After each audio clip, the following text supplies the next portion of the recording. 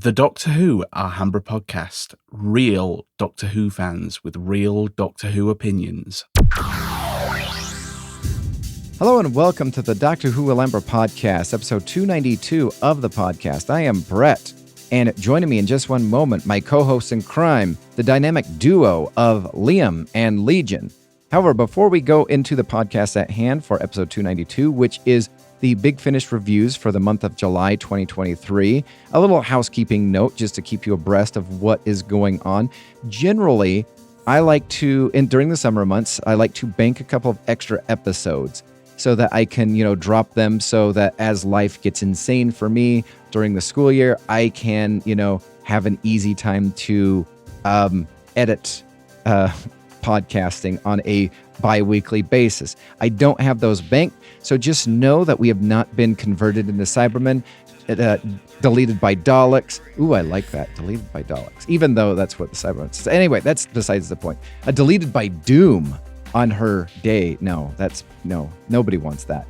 Anyway, just to get, keep you abreast of what's going on, and with the goal of constantly having at least one podcast released for a week time going forward. But if there is a missed week, know that we are still around. You can reach out to us, email the show at alhambraaudio@gmail.com. You can tweet the show at Alhambra Podcast. DMs are open. You can also tweet I'm not going to say X, but you can tweet the spoof Liam account, which is at duckbomb89. I think I'm on a couple of no-fly lists because I made that account. But you know what? It was actually not worth it. So that being said, I'm going to turn the time over to the podcast for episode 292, where we review the releases from Big Finish for July 2023. Oh, dear. All right. Well, I guess with that, we will move on to the reviews. And we're going to start off by going back in time to May 2023, when the Sixth Doctor Adventures Purity Unleashed came out. And I believe, Legion, I know you've listened to all of it. Liam, have you listened to all of it? Mm-hmm. So we have 3 stories. Broadway Belongs to Mel by Matthew Sweet, Purification by Chris Chapman, and Time Burst by Ian Potter. Sorry. Oh, that's why Broadway Belongs to Mel was so weird, because it was written by Matthew Sweet. Remember, he's the guy that does all the weird, funky stories for Jago and Lightfoot? Oh, really? I'm going to have to look him up while you guys are talking. Excellent interviewer. Mm. But besides that, this box set was opened. Like I listened to Broadway Belongs to Me, Mel, whatever you want to call it, in May when it was released. That there tells you everything you need to know. Yeah, basically, it opened the box set with a 1 out of 10 story, and it got to the end of it, and I was like, if the rest of it's like this, I'm out. And then I got bored. The other month, I think I've spoken to you about it, Brett. Mm-hmm. I've started. That was me, I think. No. I've started to take a bit of me time, like just to escape and just put my noise cancelling headphones on and just put some on. And the only thing I had downloaded at the time was this. So I was like, oh, fine. So, to escape from reality, I thought I was jumping into an even worse reality. But the second 2 stories in this are really, really quite good. There's no Phoebe in them. No. And it's sort of in its 6th Doctor in, basically historical settings, and it works. Yeah, it's the 6th Doctor and Mel basically travelling through the earliest? That's not a word. The early 20th century. And then it basically culminates from like 1911 up to the 60s. It's basically Doctor Who does the eugenics war from Star Trek. The only criticism I had about the second story, it started off in New Zealand. I think it should have stayed in New Zealand. Yeah. That would have been very interesting, but unfortunately it didn't. And there were some really interesting historical tidbits. Mm. Like, I didn't know that Hull was bombed in the First World War. No. It's like Mel Mel and the Doctor, and even Purity, or whatever we're calling her, McBride, were like Mel's like, who would bomb Hull? And the Doctor and her are like mid-argument, and they're like, yeah, no, nobody's actually quite sure why they did it, but I like the small historical tidbits. Yeah, and the last story, really quite poignant. The last story was with a dam. Yeah. You know, I mean, I had no idea about that bit of history, so it was really, really good educational. Right on tidbit. my doorstep as well. Like, Like, I thought you'd appreciate that. It was the Mearsbrook Dam, and I had no idea. First of all, that was so new. You know, it's only 150 odd years old. Oh, really? And yeah, and it got built and it burst within a matter of weeks of being open. And wow. Over 250 people were drowned in their beds, which is tragic and poignant. And you get why Purity, because Purity is a really good villain when written well, and not with Hebe. Like, she's a well-written space racist. She's basically trying to do the eugenics war, and her plot in the third story was to get the best metal workers to produce all of her equipment in the 18th century for her fight throughout time. And, you know, it's even to this day, the greatest steel workers are in Sheffield. Yep. So what would you rate the Sixth Doctor Adventures Purity Unleashed? It would be higher, but I'm going to have to give it a 7 out of 10. Oh, this is tough because stories 2 and 3 are solid 8 out of 10s for me. But the first story is a 1 out of 10. So by a law of pulling averages out my bum, I'd say it's a 6 out of 10. But it's not got Hebe in it, so it gets a 1.5. Oh, I like your math a lot better than the people on the timescales math, because Thank you. Theirs doesn't make any sense. So Broadway belongs to Mel. The average score is 6.7. Purification, 7.2. And Time Burst, 6.6. However, the box set as Time a Burst whole... is great. The box set as a whole is rated at 8.2. I guess you could say for timescales, there's less bums and more maths. I don't know. Who knows? And granted, Hebe is in it, but she's in it for 30 seconds. If that. And says about 2 If lines. that. Says 2 lines. You know, I think Ron, the greatest side character of all time, has more lines than her. Yep. All right. Next, Liam, have you listened to War Master Solitary Confinement? Nope. All right. Are you off War Master, Liam? If they don't make the stories as predictable, no. If they continue to, then yeah. So how would you rate the last track of War Master Solitary Confinement? 4 out of 10 because it was predictable as all hell.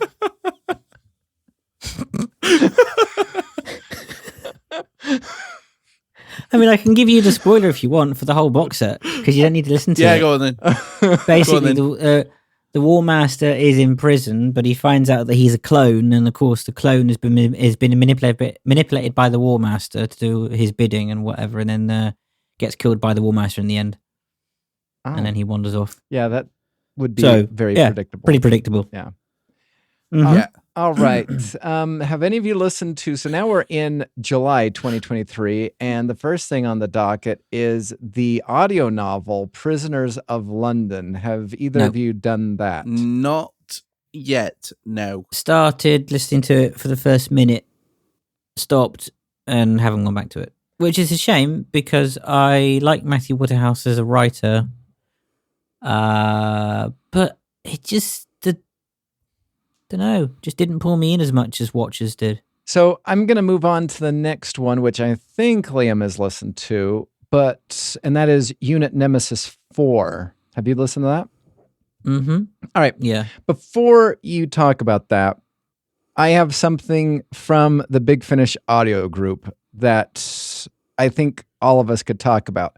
So this is the post revolving around this box set right here. It says, having recently finished listening to the final volume of Unit Nemesis, I have to say I didn't think the overall story over 4 volumes was really strong enough to stretch over 16 individual episodes. Much prefer the earlier Unit releases, where a story was told over 4 episodes, or the releases they did were a collective individual stories with loose links. Too many Big Finish releases coming out now spread over months or even years. In the case of Gallifrey War Room, what's other people's thoughts? And a couple people said, I agree. Love the 4-part adventures. 16 parts seems to be too long over the years that it stretched. And we even got a comment from Legion saying, I think if they're going to release multi-part stories over several box sets, they need to do what they did with Dalek Universe or the latest series of Torchwood. So I want...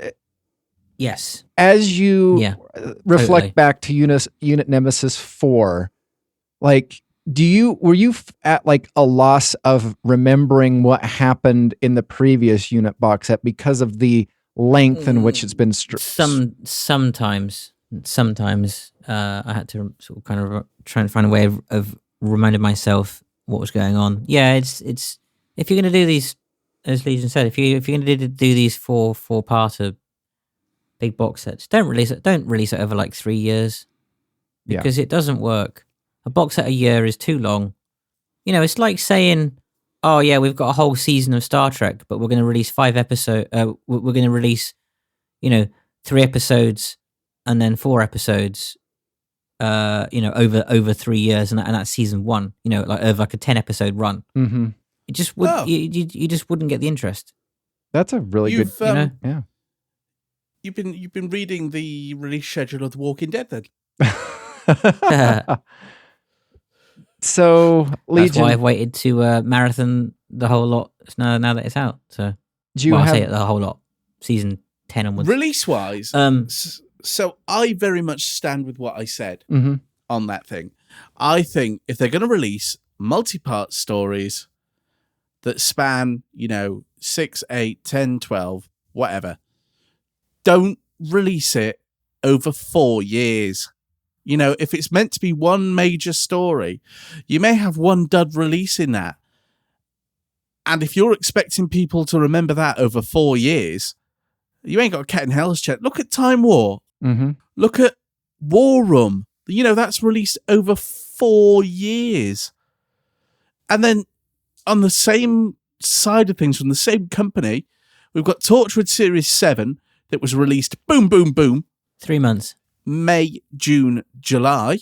3 months. You've got Dalek Universe, boom, boom, boom.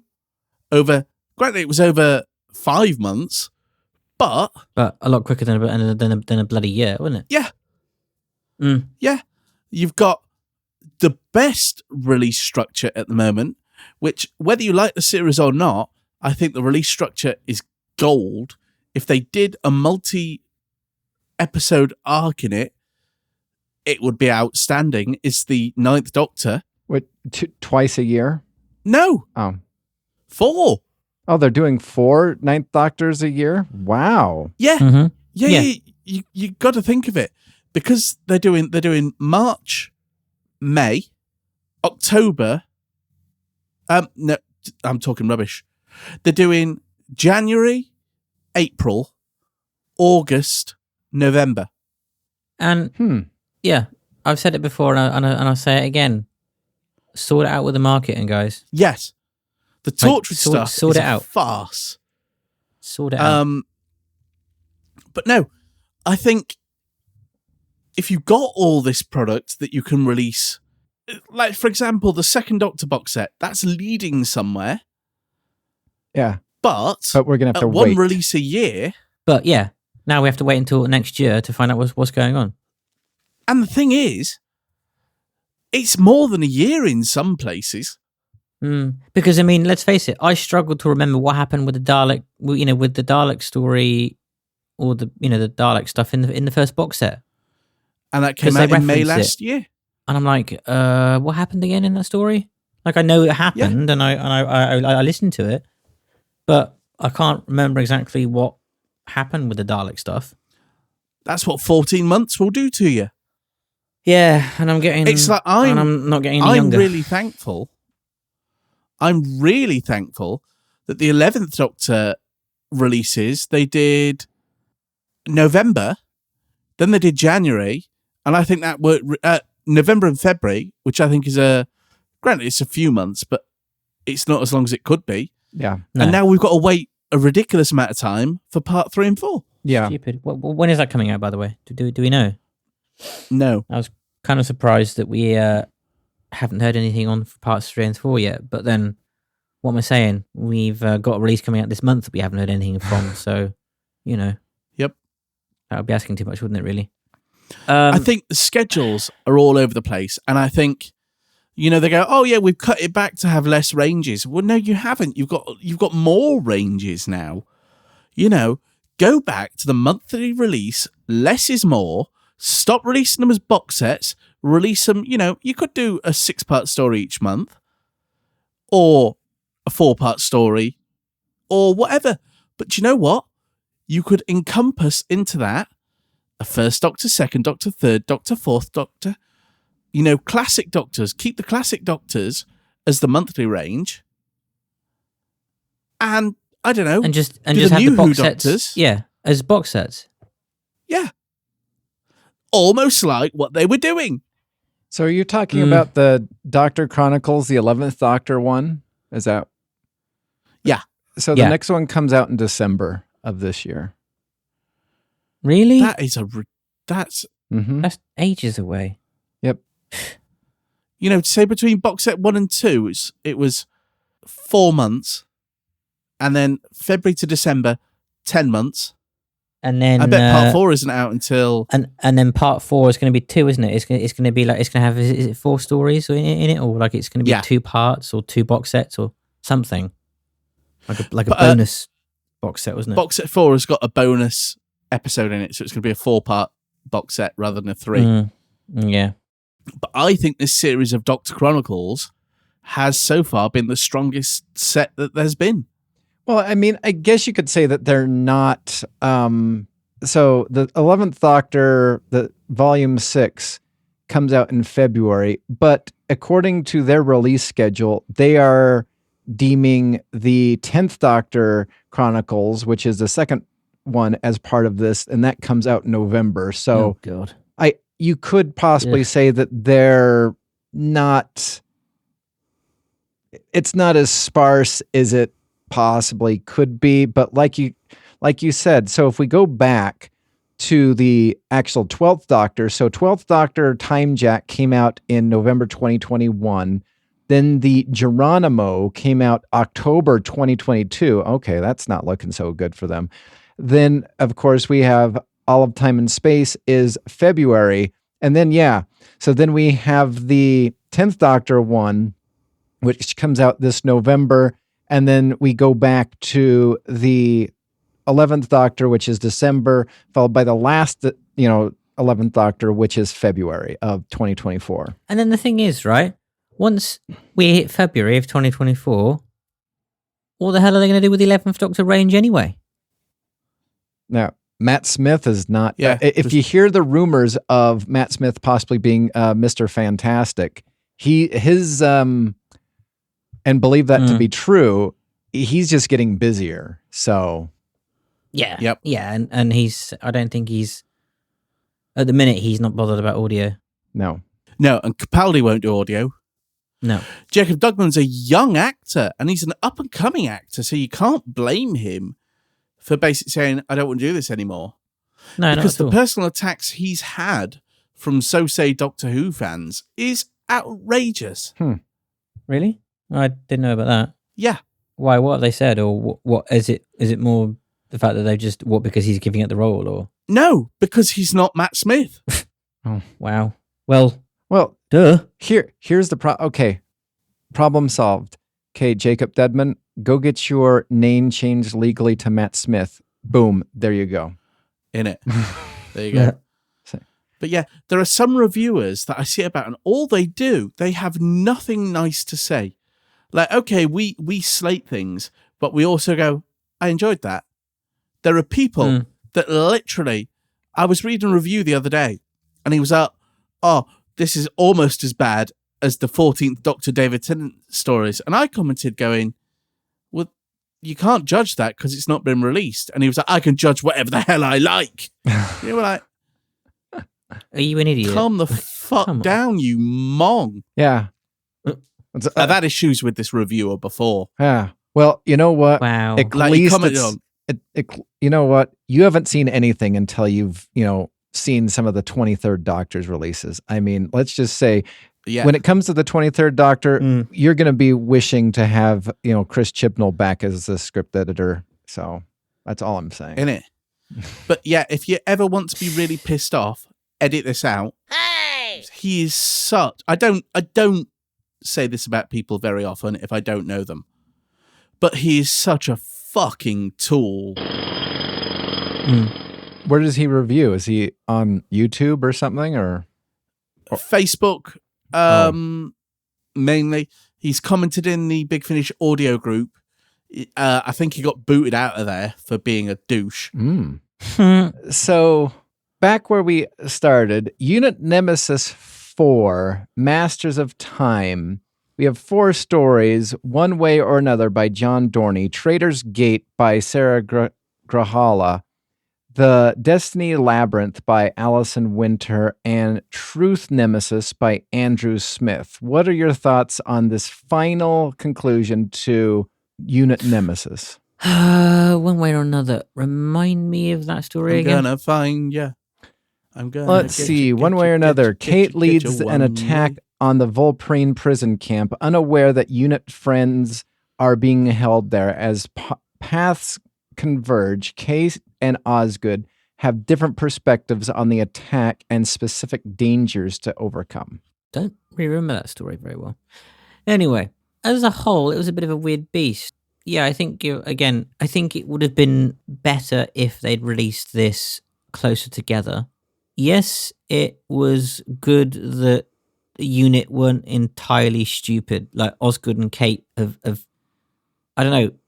It's almost like that they've taken them almost 8 box sets, but they've actually learned from box set 9. The decisions they're making aren't so stupid. There's consequences. They do kill off a character here and there.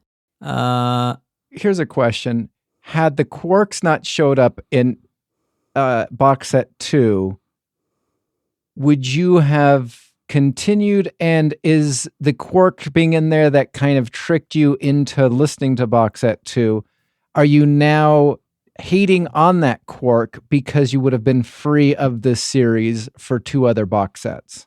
No, because they do get put through the ringer, which is nice. And, the monsters are, the Volprene are a little bit brouhaha, kind of villain type, but they also do have a darker side as well. So it was almost I think it almost have sort of depended on the writer, honestly.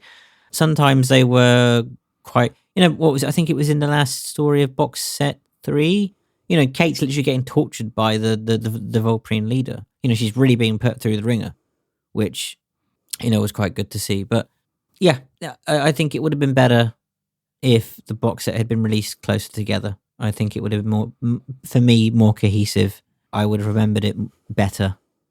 And I like Naomi and Harry in this box set.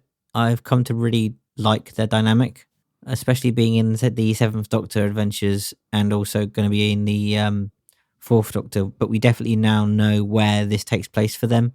The thing is, the box set just kind of ends, and it literally leaves off with, spoilers, but it leaves off with a note from the Doctor to Kate going, because she's like, oh, where's Harry and Naomi?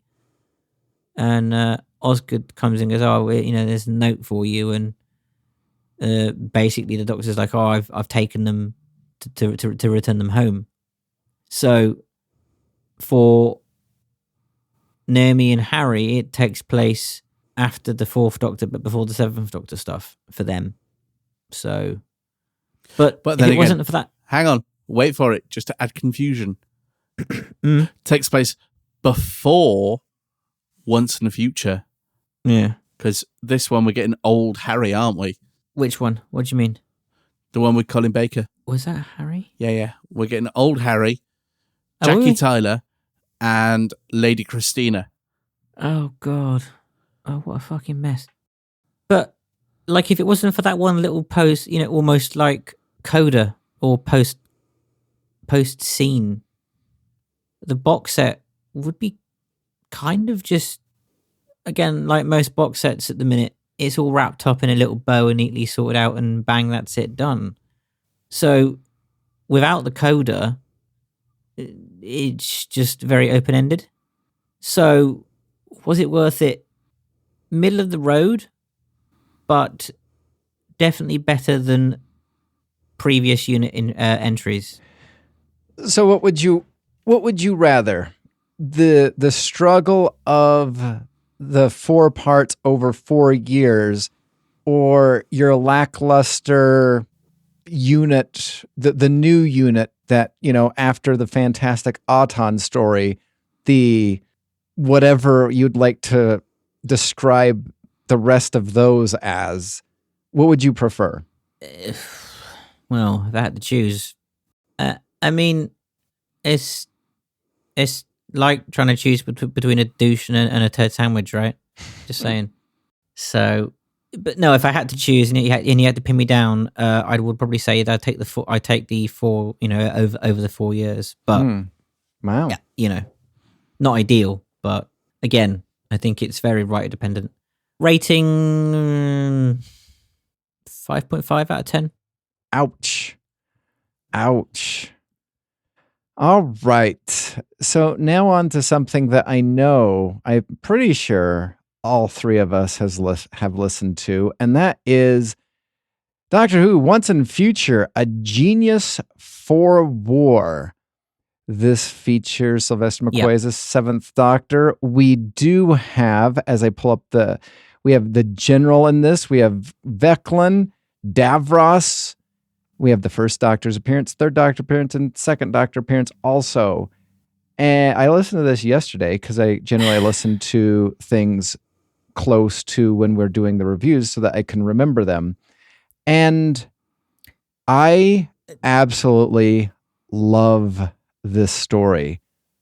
Can I just make one criticism before we go into the positives? Criticize away. What is the point of having the first, second, and third Doctors in it? Because they're not even in it for even a scene, and it just seems really cheap. It's just, I think the main reason, this is my belief, is the main reason to have them in it is they are not going to play a part at all in any of the stories. Maybe the last one that comes out in 2024, they might play a larger role, but I think their only value is to, go through and remind the audience that he's degenerating and he's degenerating. So, I mean, I think that's the only reason. Which is a shame, because it's like, you've got those actors now, use them. Like, wouldn't you have loved to have seen Stephen Noonan go up against Davros? No, yes. But no, this is perfect. This is absolutely perfect.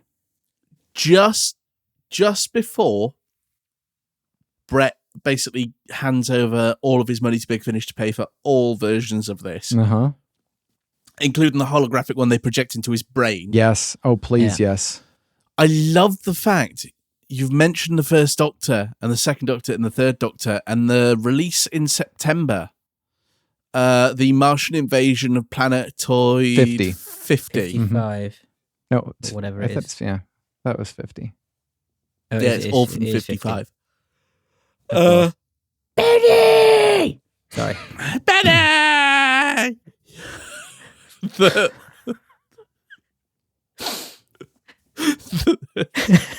I've lost my thread. Oh, yeah. The synopsis for that release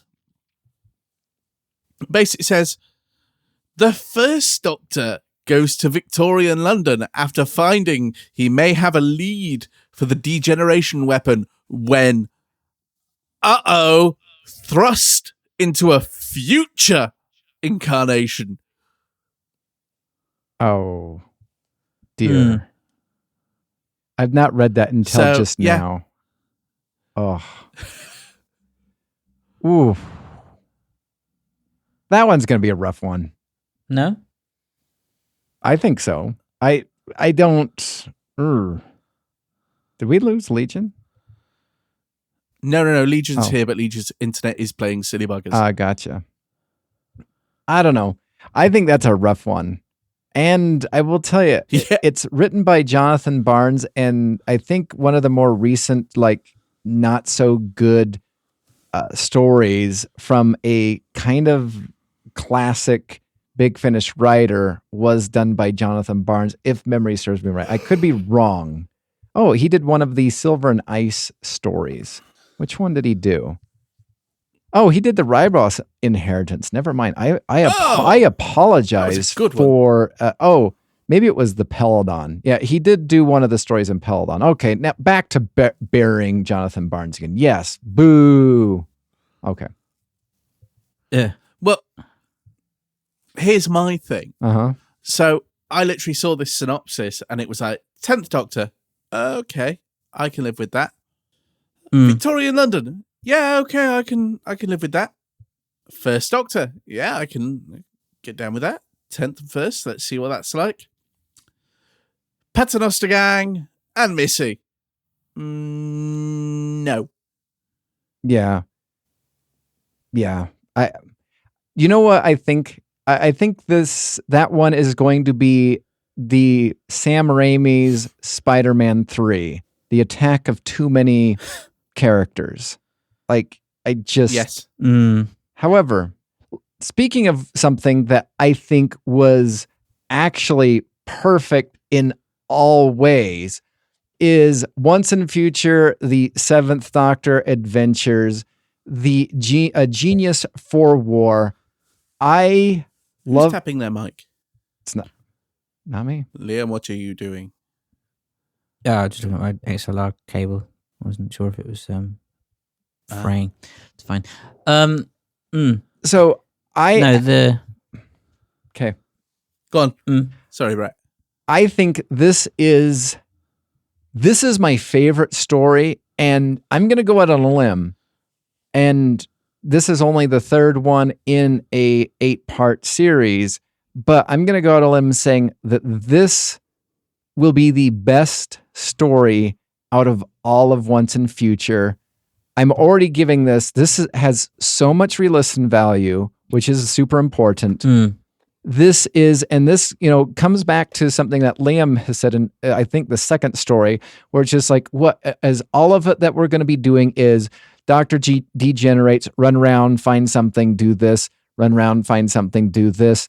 And to me, I love that at the very end of the second story, we got the time scoop. I was actually, because I kind of want to always go in kind of not knowing. And I think you guys were talking about previously that, this was a Seventh Doctor story. I really wasn't paying attention because I was like, the most clever thing that they could have done is time scoop, and then that be the point in time where the David Warner and Ninth Doctor came in.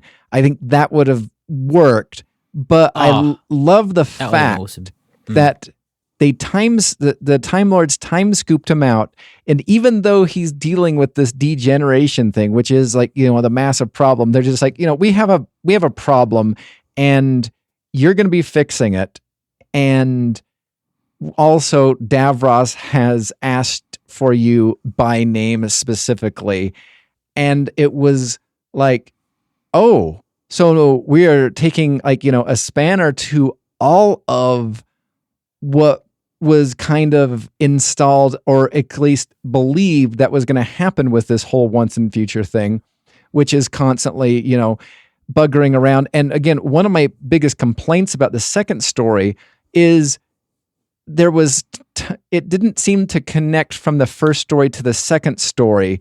Whereas this one, we had the time scoop at the very end, which perfectly transitioned us to this one, which I felt as though made things just go by a tad bit more smoother compared to how we met the Fifth Doctor and Jenny, where it was just like, how do they, what's going on? I felt so in the dark. Basically, what they've done is they've 5 companions. Yeah. The a Genius for War story, basically, in this series. Well, and it works. What I also liked about this story is they made a buddy. The hybrid. Well, yes. I don't know about you. I want to hear your thoughts about this. So I might be on an island all by myself. I never cared for the whole hybrid thing with the 12th Doctor. I felt as though it kind of wasn't explained. Came out of nowhere. No, it wasn't. And it was just there. It was just there. And as I was listening to this, I was just like, this is good. This is really good. I'm really liking this. And then the horror set in, and it was just like, so sadly, is this going to be how the Timeless Child gets done? Like a competent writer actually has to do the big boy work of Chris Chibnall because he was too lazy. That nobody will listen to. Exactly.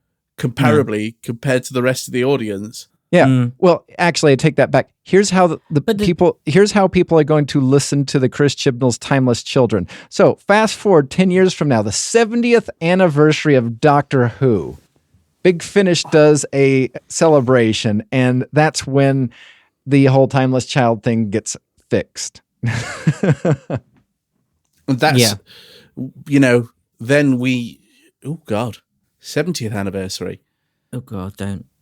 Oh, Jesus. We'll have the first, second, and third Doctors.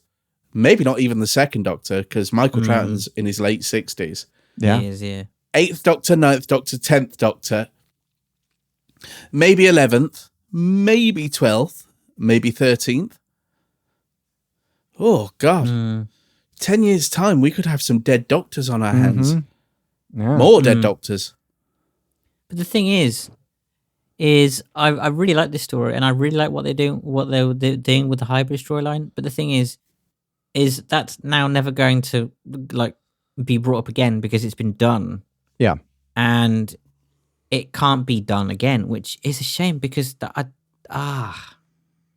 yeah, I love it, but at the same time, it's a completely wasted opportunity as well, which is a shame because I really like the mystery of that, kerfuffle?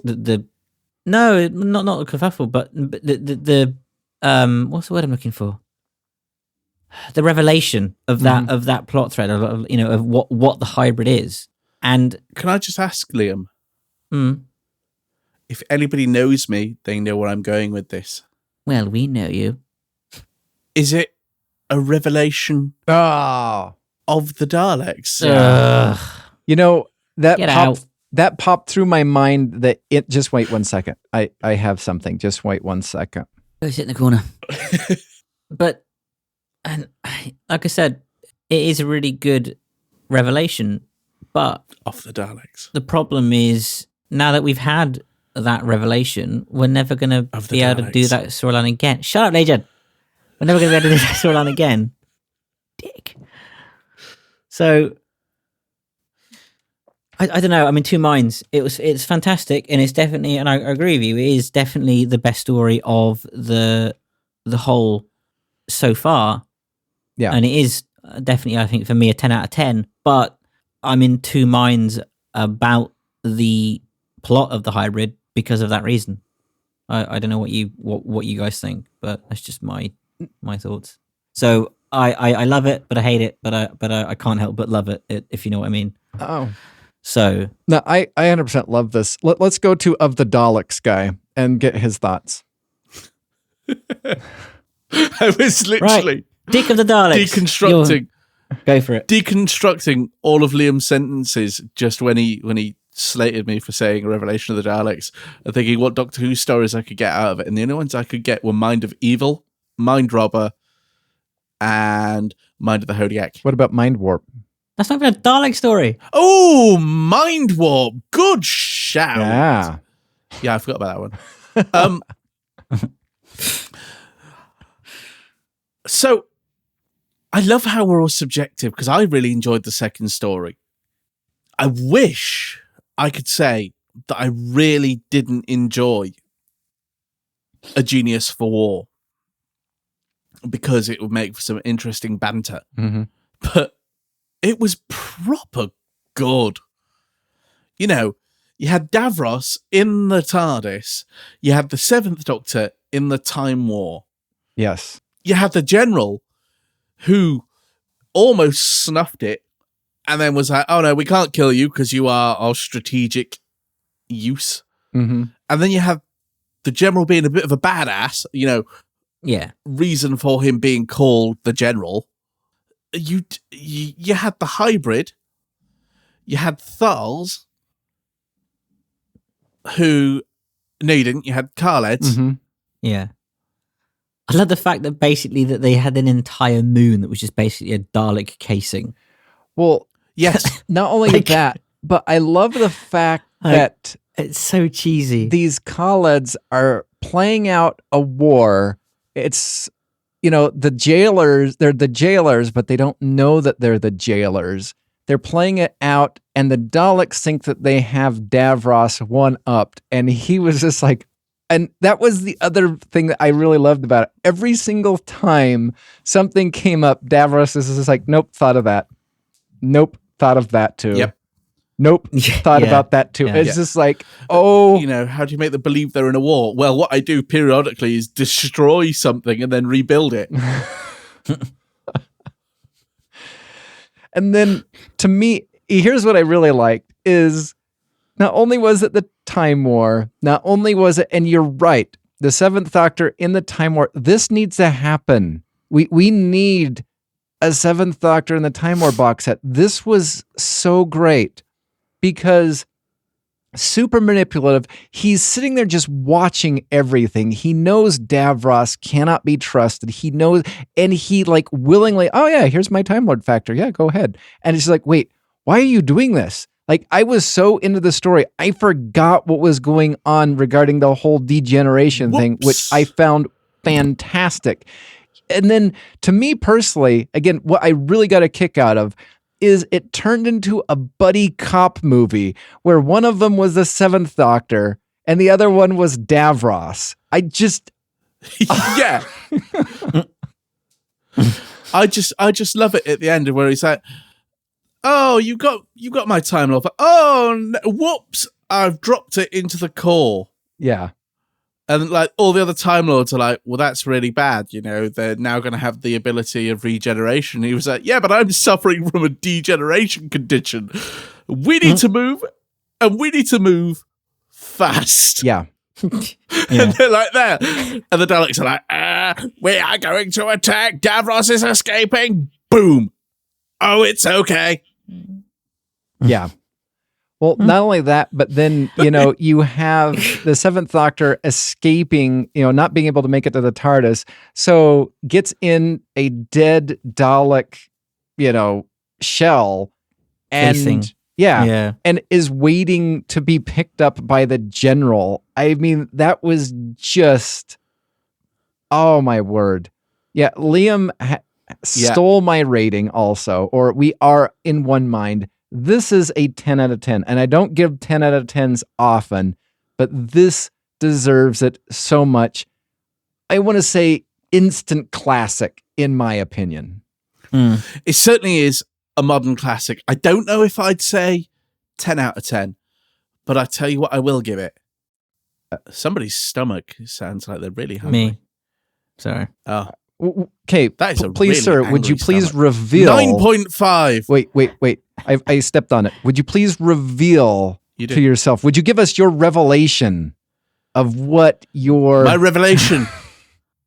In fact, you can remembrance this. Oh! Or it's been resurrected from your memory. Carry on. Oh. Oh. In fact, my resolution is Ugh. 9.5. Ah. Excellent. I think the only thing that could have made that better is if More puns. that would have been the final story. Yes. Not to the pun part, to the final story. Yeah. Yep, totally agree. Because I feel as though that when we get to the final story, Everybody needs more puns. now I'm worried it's going to be kind of a letdown. Because, like I said, I'm calling that this is the best story of the 8. I could be wrong, but I think this is going to be the best story of the 8. I mean, it was just so nice to see Davros and the Seventh Doctor together, and Davros's reaction to the TARDIS, Yeah. which was nice. So just Yes, to let you know, Tim Foley is the writer of the final act for Okay. Once and Future. So he's kind of hit and miss. So to me, that's actually a lot of pressure on him. As I break down, I'm going to break down the rest of them. So we have the next story, which is Lisa McMullen's story. We have the Once and Well, it should be Future. good because she's generally a good writer, so it shouldn't be that. We have the Bad. Planetoid 50, which is Jonathan Barnes. We have the one that's the Union, which is a Matt Fitton story. That's probably going to be the Unbound Doctor and Ninth Doctor, I reckon. Yeah. Oh, sorry. And then we have the Time Lord Immemorial, which is Lisa McMullen. So it's going to be interesting. And of I don't know, course, I don't know if I'd have chosen Tim Foley to do the final story. no. In fact, this one I just barely saw for the first time. A Genius for War is Jonathan Morris, who, at least in my opinion, is probably one of Big Finish's best writers. Mm-hmm. Well, at least they didn't get that. At least they didn't get Timothy X Atack to do the final story. Well, it would be good if, because I've been impressed with Timothy X Atack, but I will tell you, it would be the most wordy story you've ever heard. That's why it's on 2 discs. but that's what I mean. I don't think an hour is long enough. Yeah. So I don't think that's why I think that's why they haven't chosen him, because he generally tends to write longer stories. From what I remember correctly, the Coda isn't 1 hour. Oh, it's not? Isn't it? No, I think it's 2. Let me see. I will pull that Good, up. because it needs it. I'm sure I read that somewhere. Okay. According to this production notes, 1 disc, 60 minutes. Oh! Well, I got my hopes up. Yep. Don't worry. And they've been Big Finish didn't dashed. let you down. Your memory lets yourself down. So, My memory lets me down even more. Just daily. all right. So let's move on to the second to last release for the month of July 2023, and that is the Second Doctor Adventures James Robert McCrimmon, which is the second season 6B box set. We have 3 stories. We have Jamie by Mark Wright. We have The Green Man by Paul F. Verhoeven. And we have The Shroud by Bob Ayers. Now, I will tell you, I'm very curious what your thoughts are about Can the I first. Can I just say, that's interesting, because I totally forgot, because I don't tend to listen to the credits when I just put the stories on and just delete the credit, when I play it.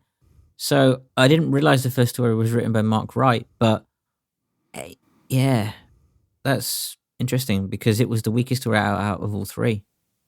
Yeah, Personally, I agree. easily. Because here's my problem with Jamie, the first story, is I do like, we were kind of teased at the very end of box set 1 that, the Doctor does better with a companion. So it was almost an obvious. We also know that Jamie is, probably the Doctor's probably favorite companion of all time, which I think makes complete sense. However, one of the things I really didn't like about this story is the amount of information that is left by the writing and or the actors. You have these hollow wraiths that at the end of the first cliffhanger, they're screeching, they're yelling. Nobody at any time describes them. Everybody's panicked, but it is like, what is going on? And then eventually when we get the reprieve, we have the Doctor saying, oh, they're hollow. They're hollow wraiths. Well, what do they look like? I don't know. I don't think we ever fully know what they look like. No, we don't. No. And we basically have characters that are brought into the story that are, oh yeah, these are going to be really, oh no, wait, they're dead. See, I mean, the thing is, what I think suffered from this story, or what the bits that did suffer, was the flashbacks and then forward again and then back again and forward, and I kind of drifted off and I just lost interest. I liked Ellen. I thought she was interesting. Daisy Ashford. I would have liked to have seen her maybe continue with them for a bit longer. Well, I think, and I was curious about this. I'm not sure. I was waiting actually for Legion to tell me, but I think she was a historical person in nature, and I was pretty certain that it was a one and done, nice to meet you, goodbye type of a thing. I don't know. I've never heard of it. I mean, let's be honest. Women weren't allowed to be doctors until like the late 18th, early 19th centuries. No, sorry, late 19th, early 20th. I don't know how accurate that is, but no, it just flipped around too much and too much back and forth. Yes, it did. And it was just, I got, Jamie Moonbase vibes, and I'm like, can we not? Yeah. Can we not? The Can we just, Phantom Piper. yeah. Can we just get to the story? Because for the whole of episode 1, he's basically useless. For the majority of episode 2, he's useless. Well, yeah, exactly. I mean, so he's just wasted in the first story, which for his reintroduction. And again, is it me, or was it a bit of a lame thing again? Oh, yeah, the Time Lords botched it. Well, they botched Zoe's bloody thing as well. So they didn't do a very good job, did they? Yeah. Oh, let's just get him to look at the TARDIS. That'll give him his memories back. I mean, I was actually waiting for both of them to merge together as one for him to get his memories back. That's actually what I was actually expecting to happen. And I think that makes a lot better sense than just staring at the TARDIS and being like, oh, hey, yeah, now I remember. The Time Lords, wiped this all out of my mind, but me just looking at this blue box, boom. Yep. Totally remember. Yep. Yeah, I was expecting that as well. And here's the whole merging thing, and it didn't happen. I'm like, what? Here's the thing. In the first box set, I found Raven a hit and miss. It was just like, okay, she could be something. She could get, evolve and improve. I found in, the first story, Jamie, Raven was more like Romana 1, where she was cold, snobbish, knew everything better, but it never improved. And what I also didn't like is in this story, she's sitting there snobbishly like, oh my gosh, 1700 Scotland people are so barbaric. Oh, so barbaric. meanwhile, she knows that this thing is a wraith, and she allows all of this death to happen. Like, who's really barbaric? Yep. I'd just like to say, the next snobbish Time Lord we need, I need them to have a Valley accent. Like, totally. Well, no way, Like, dude. oh my God. Like, So, yeah. What would you rate Jamie? 4.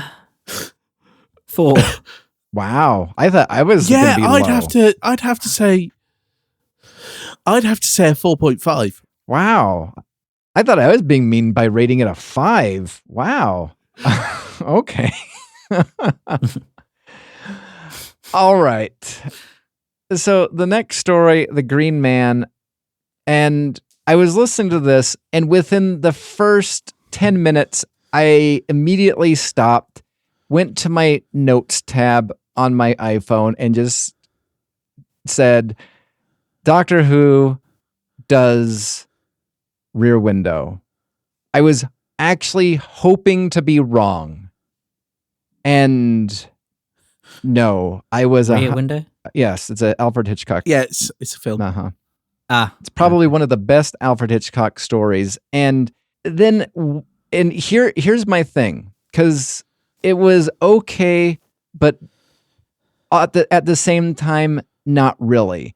What really irked me is they did, like, previously on Doctor Who, where they gave 2 additional stories of Jamie and the Doctor trying to, being held hostage by the CIA doing stuff. And the first one was this weird one where they're at some sort of concert, whatever. The second one, Alien thing, opera. Yeah, opera. Thank you.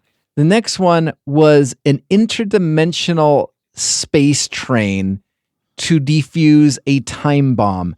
And the instant I heard that, I'm like, I was calling that one right there will be better than this story. And what also I really didn't like is, as Jamie was relating that to Raven, they made it sound so Three Stooges oafish like. I didn't like that at all. And then the third one basically set up the first time we saw the second Doctor and Jamie in the third Doctor story, which actually made me super happy. Yeah, the Annihilators, yeah. Yeah. No, I like the fact that they actually did call back to that, so that was nice. The only criticism I had was the overacting when Jamie would squeeze Michael Troughton's hand, and they were doing the whole psychic communion. Yes. That was a bit OTT. Well, like if it had been acted a bit, but like I get it, and it was nice to see the second Doctor be more like him, like he was in the War Games, and later on in his tenure, a bit darker, a bit, he knows what's going on. He's just playing the complete fool. That was nice to see, but yeah, just a bit of overacting. Yeah, I agree with that. Here's my other problem. And this is a cover art problem and a cover art decision. So on the cover art, it is Patrick Troughton, and we have, Fraser Hines. We have on the cover art is Fraser Hines, probably of what he looks like today, like in his mid 70s. Okay, you go back to Doctor Who the Annihilators and or the 2 Doctors, if that is, the season 6B that we're talking about. Jamie's in his, midlife point of time. So which Jamie is it? Is it the Jamie from, who looks currently like what Fraser Hines looked like today? Or is this the 2 Doctors, the Jamie that we have on the cover of the Annihilators? I feel as though I think Big Finish was trying to do something clever, and I think they outsmarted themselves. Like, what are your thoughts? Well, it was always put forward to us that this is Jamie as an older Jamie, but not mid-70s, Jamie, and he wouldn't be able to run around, and he wouldn't be able to fight a bloody Crinoid, thank you, at 78 years of age. No. Which, again, that's another thing that like I really struggled with. Like, it's almost like Big Finish forgot what they were doing. I mean, granted, they've already forgotten that there's 2 episodes of Torchwood that are coming out this month and next month that there's no information on, as well as, you know, the Time War box set. But I mean, that's besides. Well, again, like I say, marketing, they've nailed it.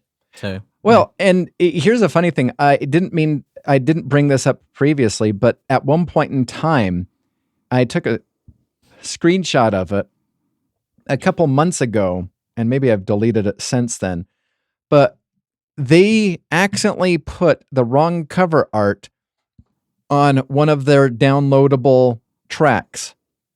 I can't remember if it was a 4th Doctor or whatever, but there was, 4 different, distinct cover arts, and one of them was some piece of crap thing that had nothing to do with Doctor Who. And somebody on the Big Finish listeners page was just like, does anybody else see this? When is this getting fixed? And then, of course, one of the admins says, it'll be fixed. Don't worry about it. Don't complain about it. It's fine. So again, we're missing information, and they forgot to upload an image for cover art. Like, I'm not saying that the ship is sinking, but it's not being run as tight as it possibly should. Mm-hmm. No. So what are your any thoughts on the Green Man besides what I had to say about it? I thought it was fun. Like, it was fun. I much preferred this to Jamie. Yeah. Now, I only listened to this last night. I've not listened to the last story yet. But I really enjoyed this. It was nice to have the Crinoids back. Took a while, again, for them to introduce it. And I think it would have been done... I think it would have been better if they'd introduced the Crinoid earlier. But, yeah, a fun romp. So what would you rate the Green Man? Oh, wait. While you're thinking about that, I want to add something in. I think that this was a waste of a full cast. I think that this could or should have been a 2-hander companion chronicle. Yeah, because it was literally 3 members of cast for all of it, bar 30 seconds, which had Emma Noakes as Raven. Mm-hmm. Yeah. Like, I love the fact they gave Barnaby Edwards credit as the Crinoid, when literally all he did was... And he got paid for that role as well. Yeah, paid at equity minimum. Ah. It's like a couple of £100 for going... I know. You know what? I could do that. Just think about this. Liam's stomach has been rumbling all podcasts. Like he could get paid for that. Liam wouldn't even have to do anything if if Barnaby Edwards was that hungry. All you have to do is just like move the microphone down to his stomach, and they're like, "All right, that's a cut. Thank you." Yeah, Liam's stomach is just like.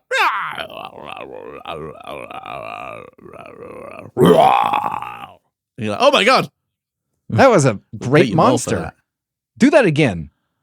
Yeah. I'd give this a 6. I don't know about you guys. I'd say 6.5.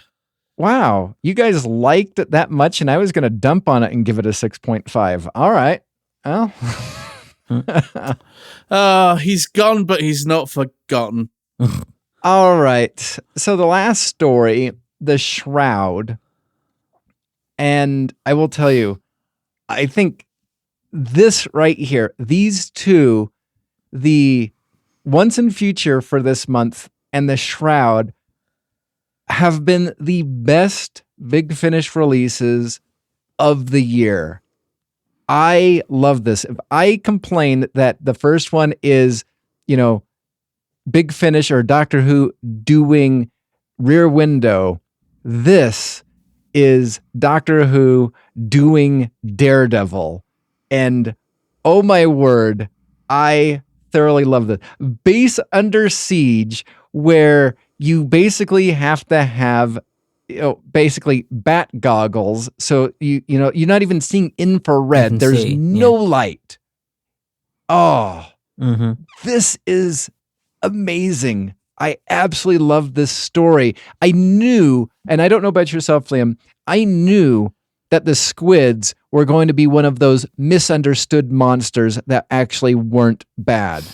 I didn't see that. I wasn't sure. I wasn't too sure about that, but I had my suspicions, but I kind of waited to see. But yeah, I love the fact that one of the main characters, obviously she's blind, but yeah, she's a really good engineer. I thought that was kind of a cool thing. I'm like, yeah, this is what people should be doing. This, we should be integrated into society more. I mean, but we should be in jobs and careers but no, yeah, it was a fun story, interesting concept.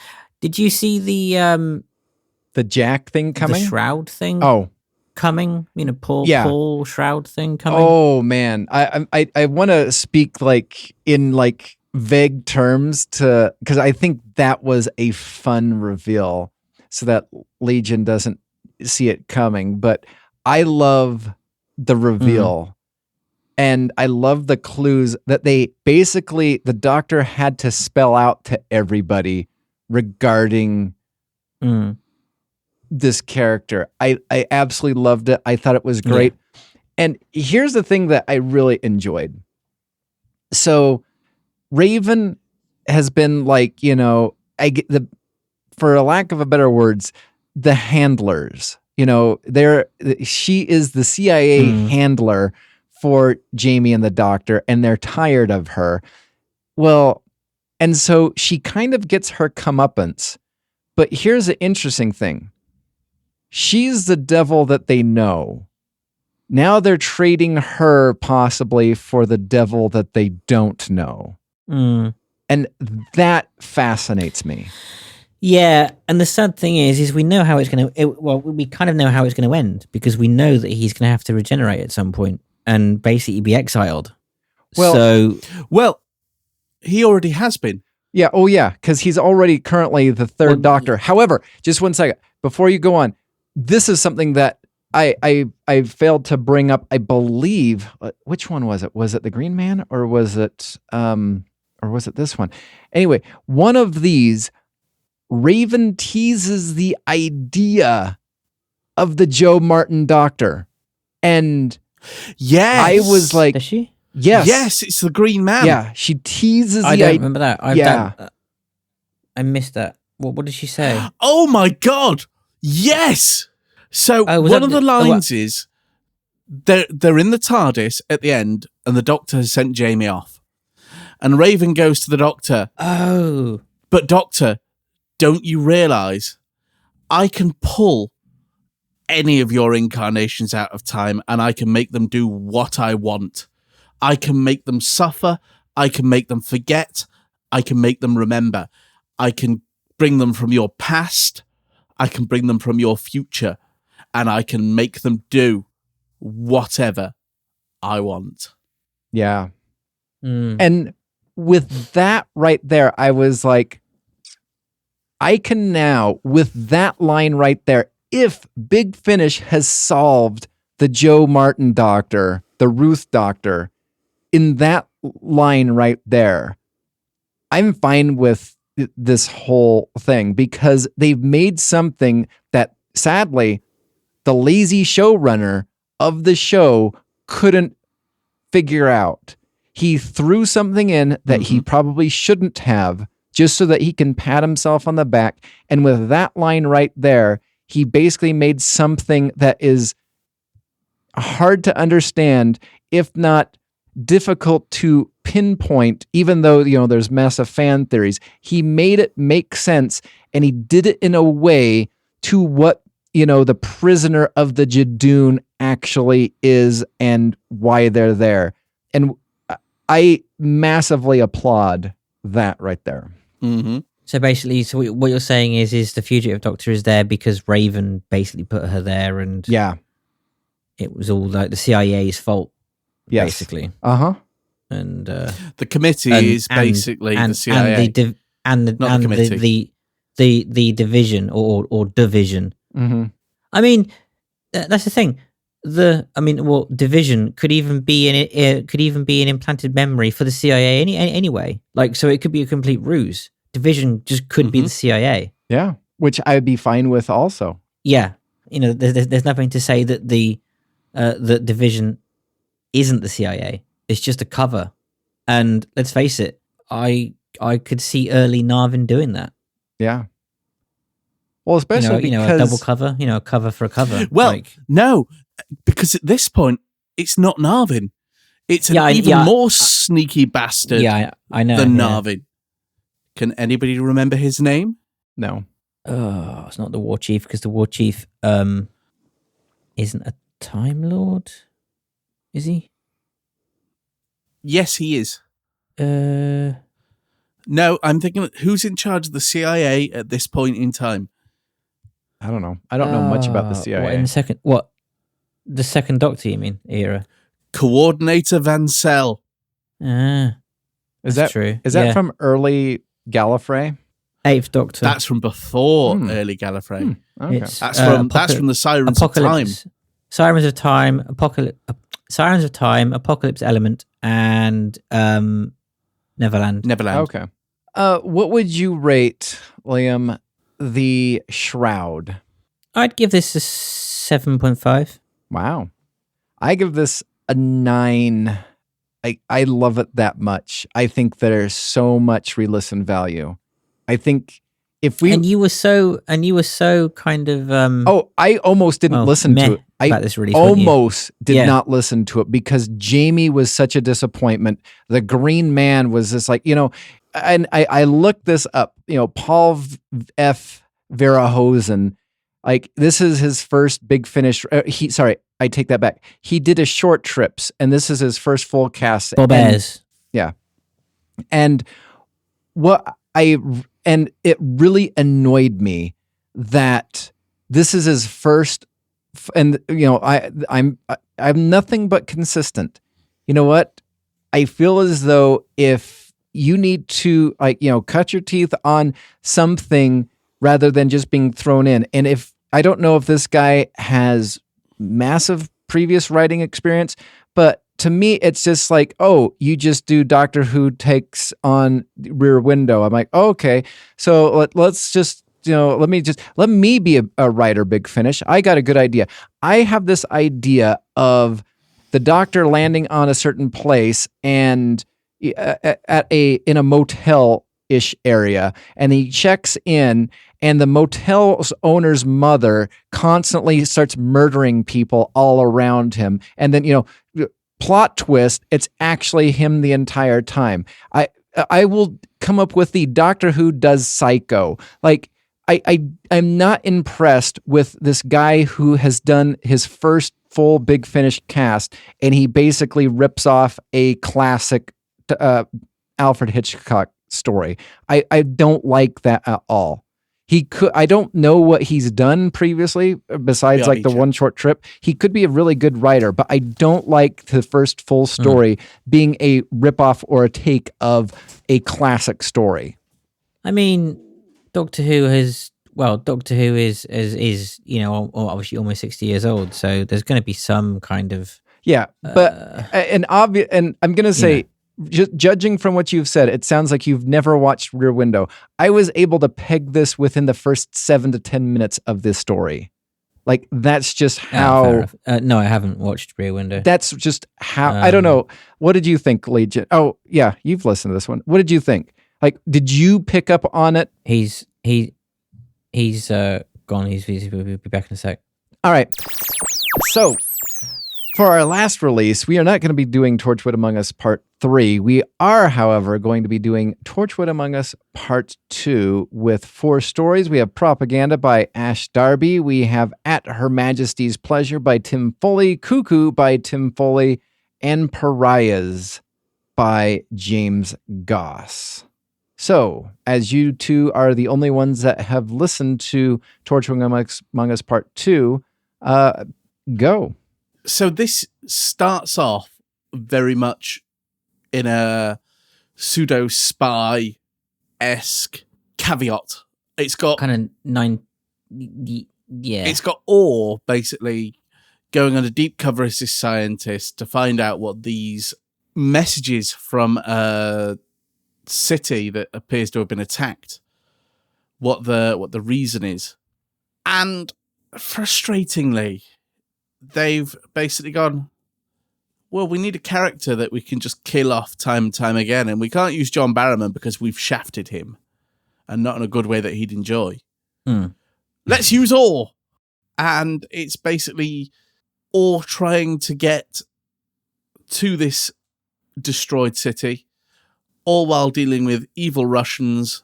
Of course. More evil Russians, corrupt Ukrainians, nice Ukrainians, and more evil Russians. And then just soldiers that are doing their jobs. Oh, and then a troll factory boss guy who could hold the key to survival, but then gets absolutely annihilated by the soldiers. Yeah. I'm glad I didn't listen to the first episode sober, because I think it would have bored me if I was sober. It did bore me a bit, I'm not going to lie. Now, it was quite slow, It was very slow. I think, if I'm going to be perfectly honest, the majority of this box set was quite slow. Yeah, it was. You know, we had this. We had Her Majesty's Pleasure, which was Yvonne playing the long game, which is Yvonne, the only game that Yvonne knows how to play. Yvonne doing Yvonne. Yeah, pretty much. And it was like Andy, and it was Andy being manipulated. And you're like, Andy's character in this isn't Andy. You know, this is a very cynical Andy, when in reality, we've got Andy from Stranded, who this is going on at the same time as Stranded, because he's in London. And it makes me a bit miffed. Then we have Cuckoo, which I can't remember. What? No, I can't. What was Cuckoo again? A group of urban explorers break into the Torchwood hub. Oh, the Billis one. The Billis one. I didn't realize it was called Cuckoo. This one was incredible. We basically, in his final ever release, find out what Billis is. And he's the dark personification of time. He's an evil bastard. Yeah, he's an evil bastard. Yeah. He basically has the ability to travel where he wants in space and time, to see all outcomes and possibilities in a time stream, and then remove the one key component that would stop people from succeeding. And it's a proper dark episode. You know, yep. You got Billis basically saying to one guy, "Oh, you can escape this by using the lift." And as he's going up on the lift, he gets crushed because it's broken. He was like, maybe I should have told you it was broken. It has the return of Yanto as the Torchwood hologram. You know, the erstwhile. And I mean, and you say Billis was manipulative. Bloody Yanto was just as bad. Yeah, but the erstwhile. The erstwhile Torchwood device that has been there all the time, that has never ever been mentioned. Nope. And well, I mean, Billis succeeds, doesn't he? Pretty much? Billis basically, the rest of the hub that remains gets absolutely destroyed. And if I remember correctly, nobody gets out alive.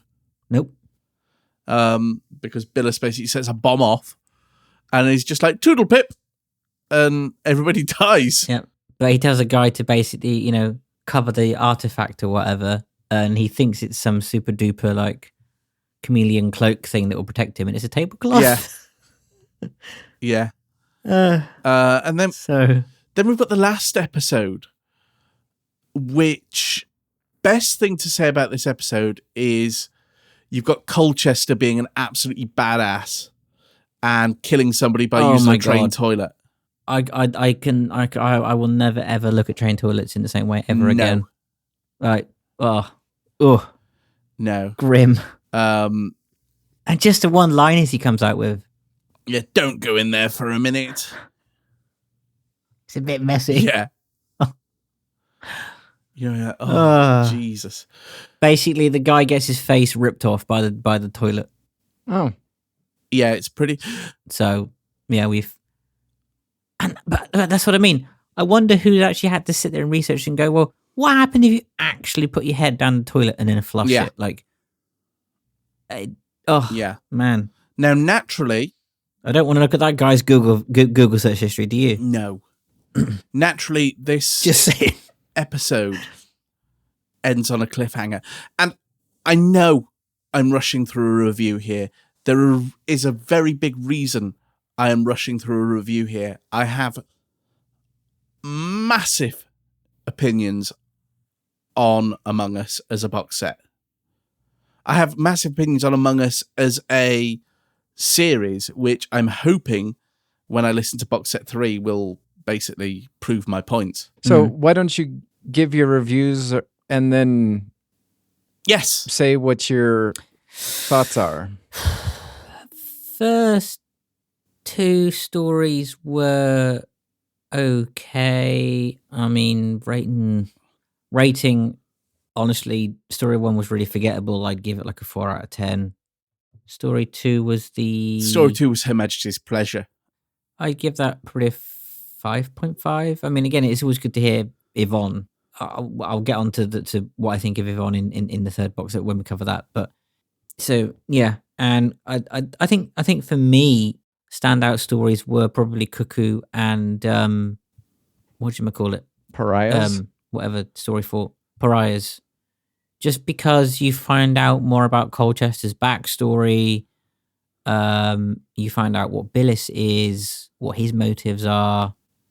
They were just a bit more fast paced, weren't they? Yes, they were. And I think it works better when it's just a little bit faster. It does. Paced.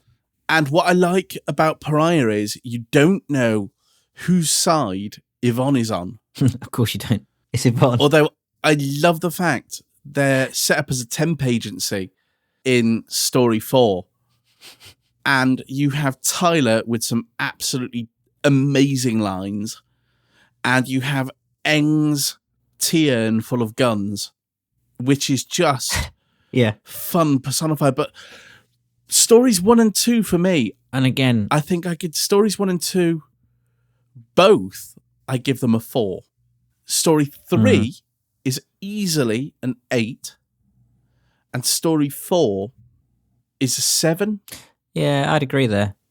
I have. Yeah, I'd say that's about right. About I have massive issue with Torchwood Among Us, and that issue is, I think this was cobbled together as a series at the last minute because there is hardly anything. Box set 2 doesn't really anything to do with the villain's not even in box set 2. Apart from in Pariah. Well, yeah, but that's like the first or the last 30 seconds. Yeah, like again. The villain doesn't appear in this series apart from in episode 1, 4, and 8. The rest of the episodes are all So, you know, when you're like, somebody's clearly cobbled this together because they've been told they're using different stories for the monthly range. Like, it frustrates me. I mean, I hope they continue. I hope they continue the Torchwood stuff because it is good. And when we find out what the reveal is for the villain in box set 3, it is really scary. Actually, it's really, really relevant as well. Like stupidly relevant, actually.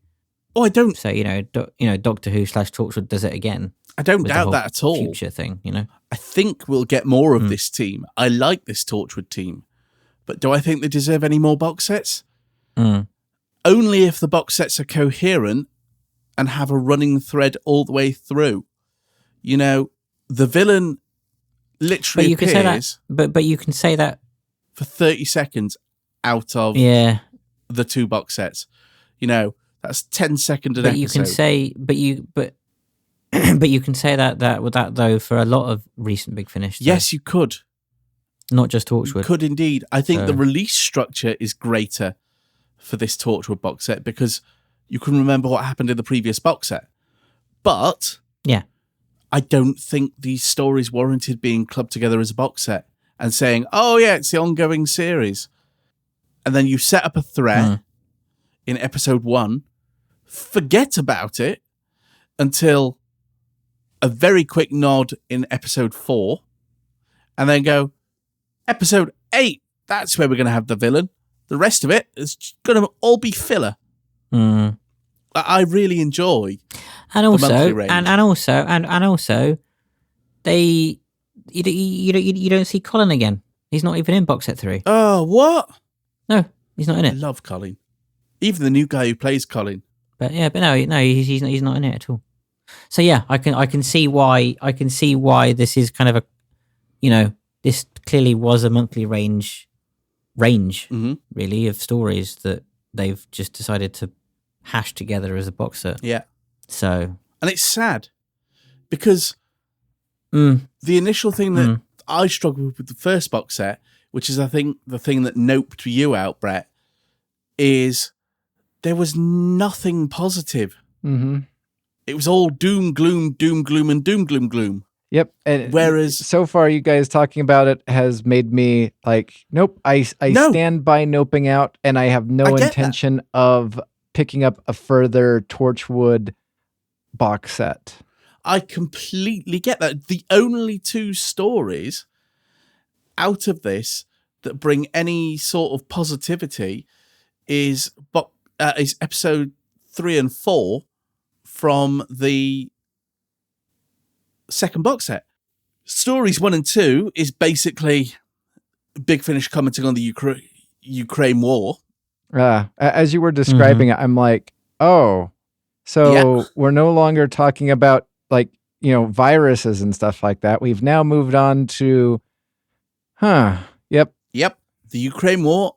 And then story 2, just the prison system. Now, the only fun thing about that prison system is Yvonne at the end. Was Yvonne. But it's at the end. For most of the story, she's quite dark. Like, there's none of her sass. The sass only comes out in 5 minutes towards the end. She's more sassy in box set 3, honestly. Good, because it's needed. And the interplay between her and another agent is quite good. It's just so.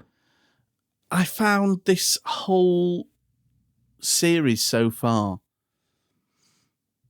I think you could trim out the fat and probably get it down to 1 box set.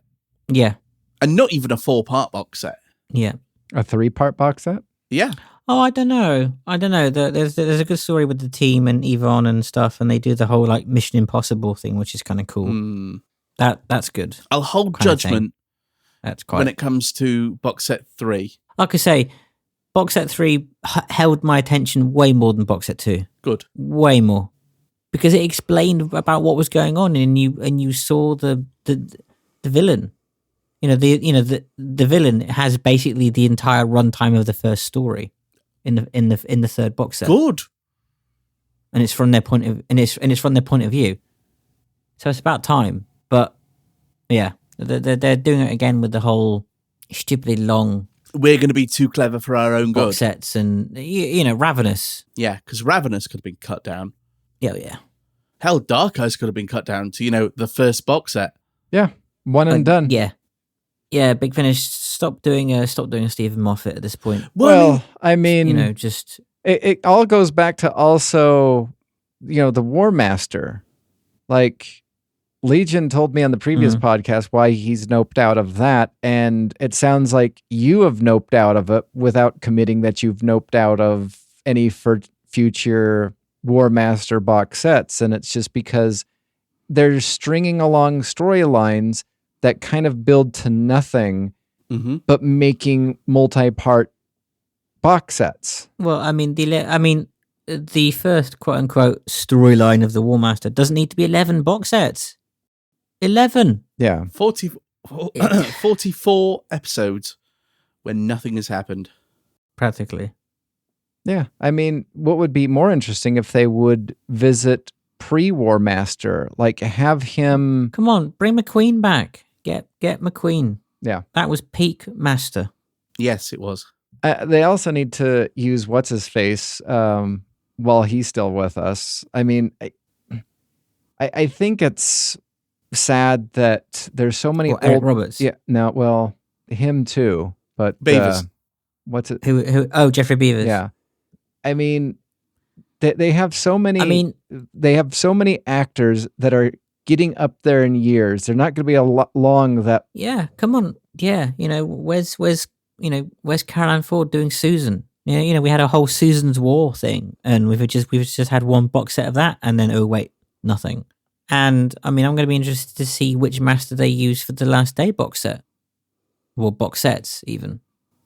But knowing Big Finish's schedule at the minute, the master won't even bloody appear until the second box set. I'm going to laugh if they actually 3. get Gordon Tipple back. Yeah, that would be interesting if they did. That would be interesting.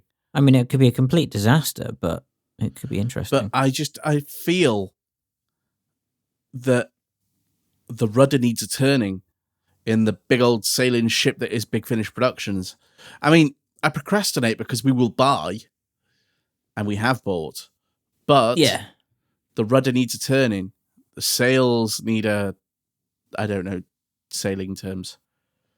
Hoisting. fluffing. yeah. And certain people need a thrown off the ship. Keel hauling. I mean, here's the struggle with everything is, what is it? The writer for The Shroud was the same guy that gave us Demon Song. And I immediately noped out of Demon Song within the first 10 minutes. So I was already worried for The Shroud after listening to Jamie and the Green Man, because I was not impressed with either one of them. Just one second. And then, so like you guys are saying that you've already I have pre-ordered nothing. Like, I don't even know I'm into the first Doctor. Up until The Shroud, I was like, maybe I'm completely out on the second Doctor for 2024. You have me at the third Doctor. I've already pre-ordered the fourth Doctor. Again, who is the companion for the sixth Doctor's 40th anniversary? And of course, you do have me for the seventh Doctor Final Days. But like, you're not enamoring me with all of these, paced out box sets with storylines that, there's more substance in my down-filled pillow than some of these stories. I do like a down-filled pillow. Yeah. I've got warm myself actually, but I think what you should do is maybe just not look at the writers, listen to the stories, and then look at the writers afterwards. But you can't help because that. I think it would. No. Wait, just 1 second. That's what I do. But with the amount, one of my favorite things to do is, while I'm listening to these, I like to play the game of who wrote this, and I love when I can nail it. I can nail the writer's craft without even looking at it. I will just be like doing something and I'm just like, who wrote this? And there's one of them that I was just like, Matt Fitton, John Dorney. I know it's not Jonathan Morris. Who wrote this? And I'm sitting there going between Matt Fitton and John Dorney. And then I'm like, okay, it's probably Matt Fitton. And I look at it and go, oh, Andrew Smith. Didn't see that one coming. Excellent job. But that's one of the games that I play, is who wrote this? And because of the lack of quality, sadly, I will pre-order these because, first off, Big Finish is not going to let me know who wrote anything until maybe 3 weeks before it comes out. Oh, wait, sorry. 2 weeks before it comes out. Oh, sorry. I mean, the week it comes out. I'm going to laugh my ass off if Torchwood 74 gets released tomorrow. Yeah. I'm going to laugh my ass off even more if they go, hey guys, you've been so good. Here's Absent Friends. Yeah, that's not No, I know. That's not going to happen. I would, is it? you know what? If that happens, you need to let me know, because I need to run to Twitter and start taking screenshots of people who didn't buy anything being mad and claiming that they won't buy anything. Yeah. It's amazing. Oh, dear. Oh, dear. All right. Well, unless you guys have anything else, I think this at least the recording time is about 3 hours, so... I have nothing. I'm sorry, gentlemen. You have been listening to the Doctor Who Alhambra Podcast. Doctor Who is owned and trademarked by the BBC. Doctor Who Alhambra is not affiliated with the BBC or Big Finish. No infringement is intended. Visit our website at alhambrapodcast.weebly.com or email the show at alhambraaudio@gmail.com. Tweet us at Alhambra Podcast. That is ALHAMBRA Podcast. Thank you.